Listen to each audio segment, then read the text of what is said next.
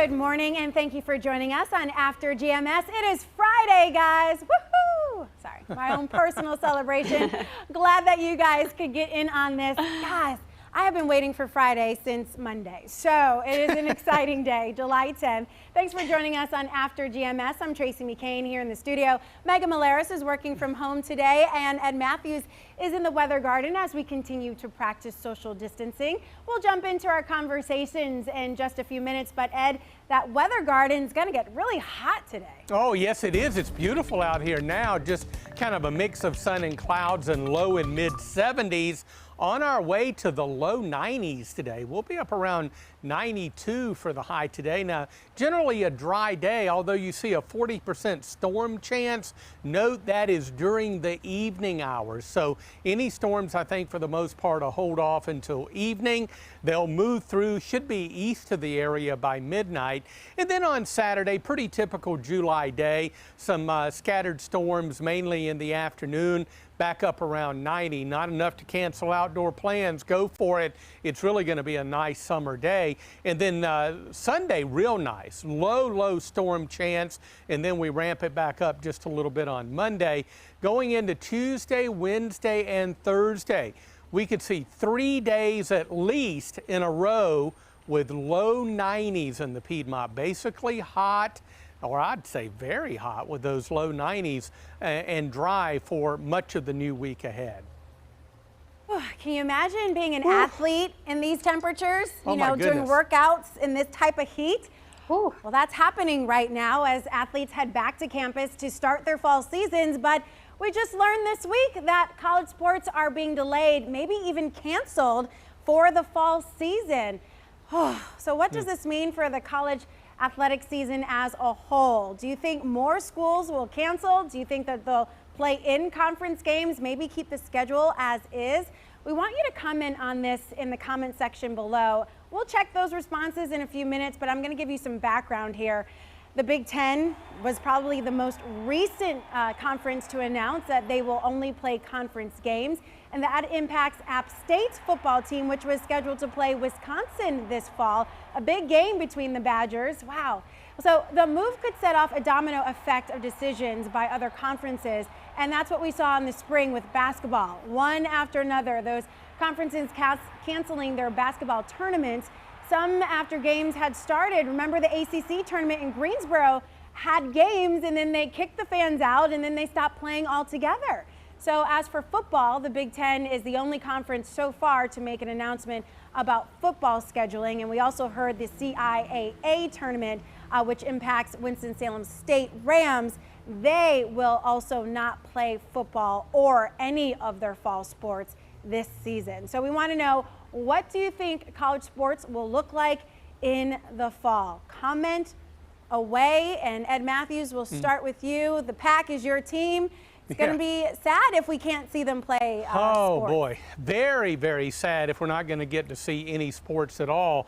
I think, just like we've been doing, we've been watching the data and watching the increasing number of cases of COVID-19. And I tell you, if things are the way they are right now as we head into the fall season, I don't think there's going to be any sports at all. I think it's just going to be too risky just based on what we're looking at now. I'd love to see these numbers just all of a sudden start going down, but we'll see how things play out over the next few months. Yeah, and they certainly are changing by the day in most cases. So Megan, I heard your opinion earlier on the Good Morning Show. You made some very valid points about, the numbers, and I love it when you go over them because I feel like you're so involved in tracking the numbers. Kind of give us an overview of what we're seeing. Well, the numbers might be the reason our viewer Ty Stallings is saying on the live Facebook feed that the least of her worries is sports being brought back into schools potentially this fall. The numbers yesterday were pretty discouraging as far as the COVID-19 task force was concerned. They showed a record in hospitalizations at more than 1,000 cases. That's the highest thus far we've reported in North Carolina since the pandemic started. There were also more than 2,000 new cases identified. And you could say, okay, well, that's because of increased testing. Well, testing was at more than 21,000, but testing did not reach record levels by any means. So There is some evidence, it seems, of more spread of this virus. And given the hospitalization numbers, it does seem like people are still getting very sick from it as we progress through summer. So we have to put that all in perspective. It seems as though about 8 to 10% of the cases are coming back positive. So schools are having to make decisions, and these athletic conferences are having to make decisions now in anticipation of the fall sports. We know sports are already starting these practices, or they had hoped to do so. We saw our local school districts wanting to resume practices Monday of this week, but deciding to postpone because I don't think anybody really quite knows exactly the full extent of how this virus is spreading and if it's safe for these players to have contact sports. You know, it's a lot to consider and a big weight on the shoulders of people who have to make those decisions. Oh yeah, I mean, everyone is kind of like in this position, like we have to decide something, but what do we decide? So some conferences are already making the decision. So let's see what you guys are saying here on our feed. Thank you for commenting, by the way. Ramona Miller says, with everything going on, I am not surprised. And also Ty says, keep them closed, but as always, go Blue Devils basketball. Randy Wilson said, not safe yet. And also we're hearing from Jason, who said, I'm a season ticket holder for Appalachian State football, and I think it's ridiculous that the ACC is about to announce that they are only playing conference games, but Wake can travel to Syracuse, and it's okay. You know, on that note, you mentioned that Ed Matthews during the Good Morning Show is that, you know, playing in-conference games does not eliminate travel or the safety in that manner. So absolutely. Either you're going to have all the games or not all the games. I don't quite understand, oh, we're just going to play conference games. You can get the virus then, you know, either have them or don't have them. Well, I mean, you can get the virus anywhere. Yeah, that's it. So why do a few games and not the others? I don't get that part. I don't understand it. All right, so on that note here, Reba Legrand says, better to be safe than sorry, so no to any sports. And then Contessa said, my son plays football for North Carolina A&T, and I want those players to be safe. That's a very valid point, especially if you have a child who is an athlete. Jason added in, App State was supposed to play Wake. Also, it's only 87 miles away from each other. So we're really hearing a lot of, you know, different comments about whether fall sports will play on as scheduled this year. But it seems as though, you know, we are going to be hearing about this in the next few weeks. And it's not even from the fan perspective, which I think is what we were all worried about initially, was how are they going to get fans in the stands? And now it's, you know, let's not even think about that part. Let's think about the player safety first, and then we'll examine whether or not we can play, and then if we can play, if people can be in the stands. So I feel like the focus is shifting a little bit, as it has throughout this pandemic, right? And now college sports are kind of under the radar, and who knows, NFL might be making some major decisions too about their games, which are now being pushed out of August into September. So it's going to be an interesting fall. Hey, golf. Golf is on TV. Okay, nobody else. All right, I love golf. I'm the golf pro here on the Good Morning Show, so I guess I'll take that one alone. All right, Megan, let's start with our headlines. All right, let's get you caught up on this morning's headlines. Of course, a big looming decision is on the minds of all parents here in the Triad. Governor Roy Cooper is supposed to make a decision about schools for this fall, potentially as soon as next week. Right now, there are 3 different options he is considering, each involving different levels of social distancing and wearing masks. Winston-Salem and Forsyth County Schools called a meeting last night. They approved a resolution requesting funds from the state for the district's reopening options. They want additional funds for teachers, nurses, and resources needed to execute social distancing plans. The district also approved the purchase of both print and digital textbooks for the upcoming school year. Well, you never quite know when you're going to need blood, and some people at emergency rooms right now need it urgently. Unfortunately, it's more complicated to get donations during the pandemic. WFMY News 2's Candace Red is sharing how you can help. Statistics show every 2 seconds someone in the U.S. needs blood, and despite the coronavirus pandemic, healthy individuals can still donate blood. Again, this will be to help patients battling illness and injuries. Well, again, we know that the American Red Cross is teaming up with Warner Brothers Entertainment to encourage people to roll up a sleeve and give the gift of life. If you give blood this month, you will be automatically entered in a sweepstakes to win a Wonder Woman prize. The prop replica package will include Wonder Woman's golden lasso and a pair of gauntlets. Well, due to the coronavirus pandemic, the Red Cross is continuing to practice donation safety protocols. While employees are wearing gloves and face masks, cleaning and disinfecting frequently, and conducting donor mini physicals. If you cannot give blood, the Red Cross says there are other ways you can help those in need. A lot of businesses are still closed. A lot of schools where we would generally collect blood are closed. And so we are looking for blood drive hosts who can help support the need to open their facilities and provide a place for donors who are willing to give blood. The Red Cross says the top priority is the safety of donors, volunteers, employees, and blood recipients. There are no data or evidence that the coronavirus can be transmissible by blood transfusion. By the way, the Red Cross is not experiencing a blood shortage at this time, but the Red Cross says the need for blood donations is still urgent to help patients in hospitals. For more details on this and how you can help, all you have to do is visit our website. That's WFMYnews2.com.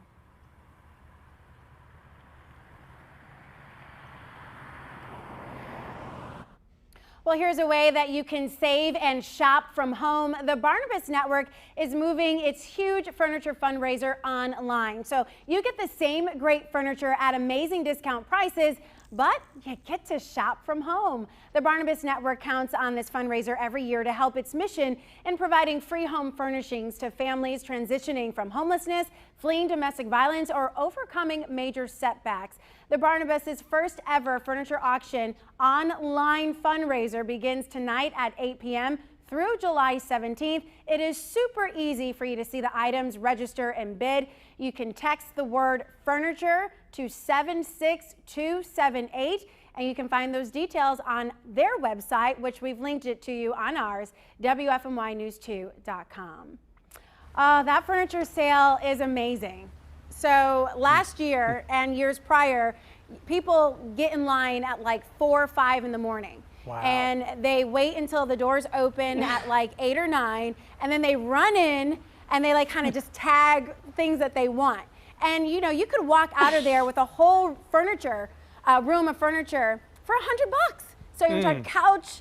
Wow. Yeah, I know. Table. So everything is different this year because of COVID-19, understandably. So now you have an online auction, which you have to register for. They give you a number, you put a bid on it, they notify you if the bid is, you're outbid basically, and then you just kind of keep bidding. So the potential is that they'll make more money, right, which is great, but the other thing is you could still walk away with an amazing set of furniture for like $75.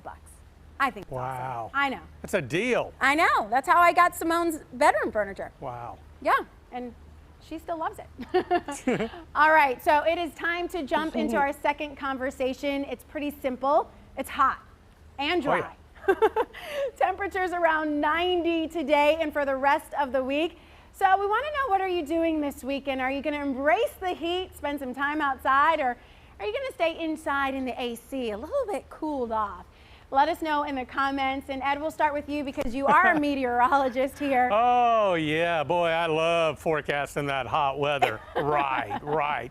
Well, you know what I'm going to do? I'm working all weekend here, so I'm going to mooch off of Channel 2 and use their air conditioning system. How about that?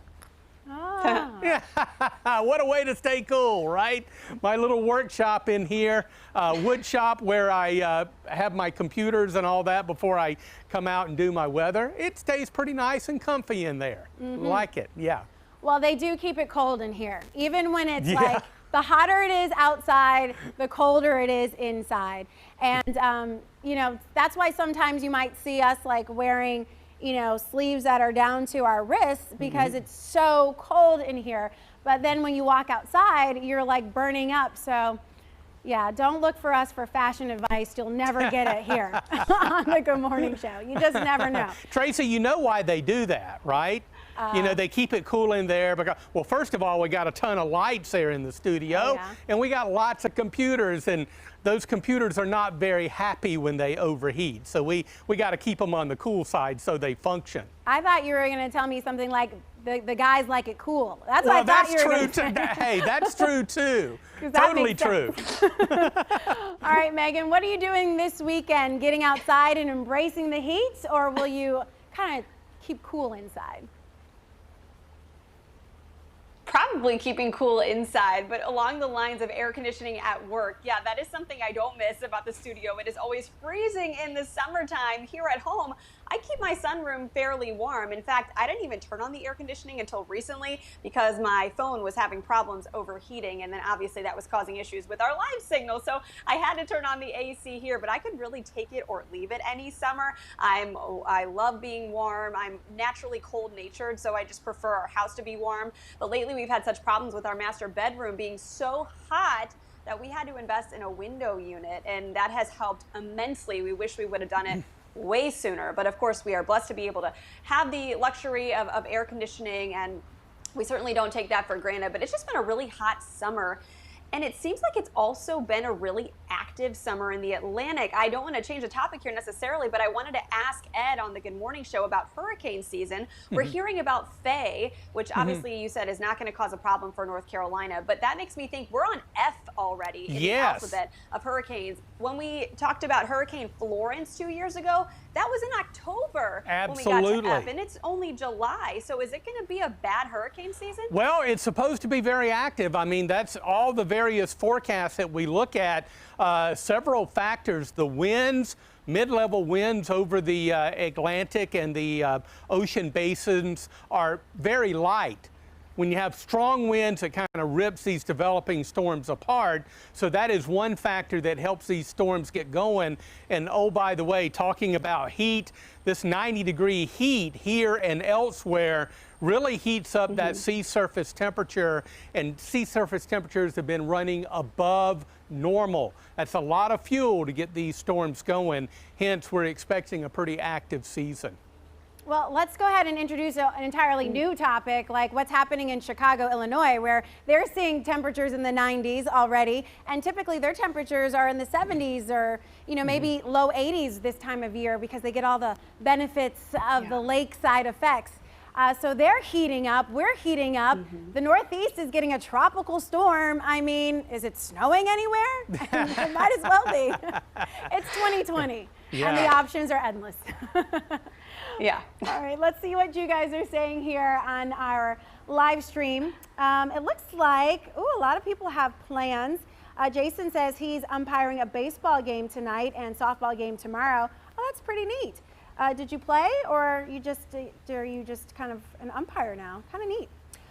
Chelsea Marie Huff says, we're going to celebrate my daughter's 5th birthday in my yard, so we're all safe. That's awesome, Chelsea. Wish her a happy birthday for us. And Ramona says she's staying cool this weekend. The weather ain't no joke. She said hot, hot, hot. So my family, we like to do a combination. It's impossible to keep the kids inside all day. I mean, I don't even try doing that. The only days that it's possible is when it's raining and they physically can see outside and they're like, oh, I'm not going out there. But they'd rather be outside playing than be inside playing. I'd rather be inside playing and they'd rather be outside. So we'll be outside and we'll do some inside stuff too. But, you know, we've basically had to invest in a whole like playground, you know, for our kids at home. So because we can't go to the playgrounds and haven't been able to go to the playgrounds since March. So, you know, we have lots of stuff to do. And we'll just try to keep cool as we do it. Little ice pops, some water, just staying cool. So, oh, Jason, by the way, answered. He said he did play baseball when he was younger. And now he likes to stay informed with the game, so he umpires. I'm always fascinated by that stuff. All right, so let's talk about, yeah, I know. So let's talk about the forecast, Ed, as we were talking about the heat. 7 days in a row. Does that classify as a heat wave, or what does that mean? Well, not really a heat wave. We'd have to get mid and upper 90s for several consecutive days, say 4, 5, 6, 7 days. But it's hot enough any way you look at it, okay? 90-degree heat right on through the next 7 days. Mainly dry today, but a few storms this evening. Saturday, a nice outdoor day, just dodging a few storms at 90. Sunday looks just basically hot and dry, little in the way of rain, and back up around 90. Now, go into next week, we'll see a little system that'll give us a slightly better storm chance on Monday, and then high pressure at the surface and in the upper atmosphere kind of builds over the region. And that really heats us up this time of year. We're looking at low 90s. I'm forecasting 91 there for Tuesday, 92 on Wednesday and Thursday. We could easily see a few spots around 93 or 94. So some really hot weather coming our way as we go through the new week. All right, sounds great. I mean, sounds great that we're on time, but that doesn't sound that great that it's going to be this hot. But you know, it's all relative. We've had a pretty great week here on the Good Morning Show. Would you agree? Yes. Yes. It has been a great week, and we like to put all those moments in a big bow and show them to you as a way to kind of make you smile and laugh your way into the weekend. This is the best of the Good Morning Show. Have a great weekend, everybody. Taran, do you still take naps? Sometimes. Sometimes I feel like taking naps. Sometimes I don't. I'm not real passionate one way or the other. I don't know. I really don't have a good answer. It's the answer to your question. I don't have an answer. There you go. It does throw off the time you go to bed, and then you feel tired the next day, and of course you have to take another nap, so it's like a vicious cycle. So I don't have to be in that vicious cycle anymore. You're in a Because I'm different chasing around a 6-month-old, so we're all good. You're in a different vicious cycle, that's for sure. Taran, you weren't even paying attention. Your head was down. You were looking at something. I saw you.